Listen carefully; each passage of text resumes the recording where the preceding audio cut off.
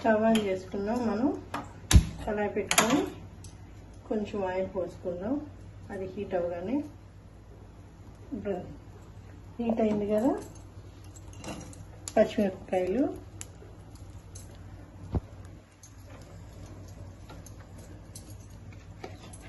కొంచెం ఆయిల్,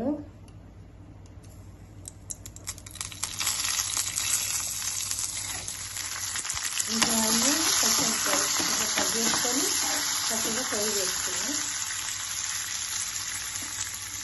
కొద్ది సరిపోతుంది వేరేటైనా కాబట్టి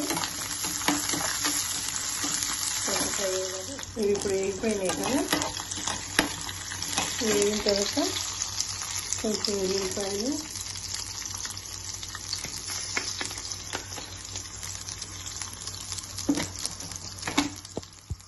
ఉల్లిపాయలతో పాటు కొంచెం జీలకర్ర కొంచెం వేసుకుంటే బాగుంటుంది. పచ్చడి కాబట్టి కొంచెం కొద్దిగా ఫ్రై చేద్దాం.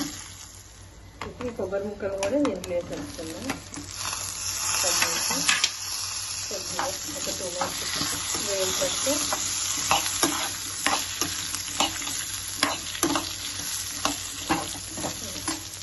ఇప్పుడు బంద్ చేసుకున్నాం. ఇవి మిక్సీ జార్లో వేసుకొని టమాటాలు మగ్గించుకోవాలి. ఇదే ప్యాన్లో కొంచెం ఆయిల్ పోసుకుందాం. ఇప్పుడు ఆయిల్ హీట్ అయింది కదా, ఈ టమాటాలు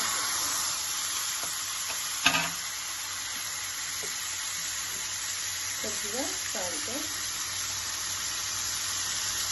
కొబ్బరి మిక్సీ వేసినప్పుడు దాంట్లో కొంచెం సాల్ట్ వేసుకుందాము. ఇప్పుడు ఇది కొంచెం మూత పెట్టేసుకుంటే మగ్గిపోతుంది. అన్నీ రెడీ చేసుకున్నాం కదా, కొబ్బరి, పచ్చిమిరపకాయలు, జీలకర్ర, ఉల్లిపాయలు, అవి మిక్సీ ఇట్లా చేసేసుకోవాలి. ఇట్లా మిక్సీ అయిన తర్వాత మనం ఇది టమాటా ఉడికించి పెట్టాం కదా, ఇది దీంట్లో వేసేసుకొని మిక్సీ. ఇప్పుడు మళ్ళీ ఇదే కళాయిలో తాలింపు పెట్టుకుందాం. ఏం పర్లేదు, ఇలా ఉన్నా కూడా తాలింపు మంచిగానే ఉంటుంది. కడుక్కొని వేసుకోవచ్చు అనుకోవచ్చు, కానీ ఇలా వేసుకుంటే బాగుంటుంది. ఆయిల్ పోసుకున్నాం కదా, ఆయిల్ హీట్ ఎక్కింది. ఆయిల్ హీట్ ఎక్కిన తర్వాత మనం దగ్గర చేసుకుని తాలింపు గింజలు తీసుకున్నాం. మినపప్పు, ఆవాలు, జీలకర్ర, శనగపప్పు,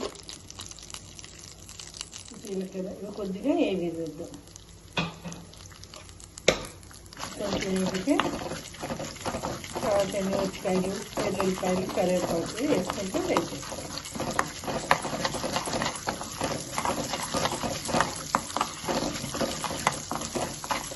కొంచెం మినపప్పు ఎక్కువ వేసుకుంటే పచ్చడి కదా, కంటి కింద ఈ పప్పులు తగులుతూ ఉంటే చాలా బాగుంటుంది. వెల్లుల్లిపాయలు, కరివేపాకు,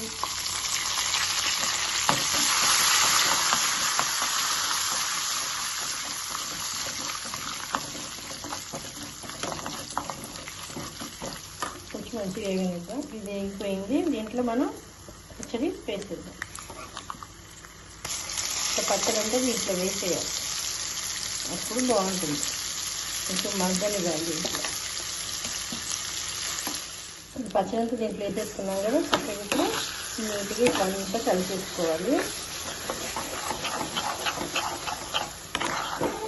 కలిపేసుకొని ఒక 5 మినిట్స్ లేదా ఒక 2 మినిట్స్ ఇట్లా మగ్గని. ఇట్లా కొంచెం మనం వేడి ఆయిల్లో తాలింపు ఇది మగ్గిస్తే పచ్చడి ఒకరోజు నిల్వ ఉన్నా కూడా పాడైపోకుండా బాగుంటుంది.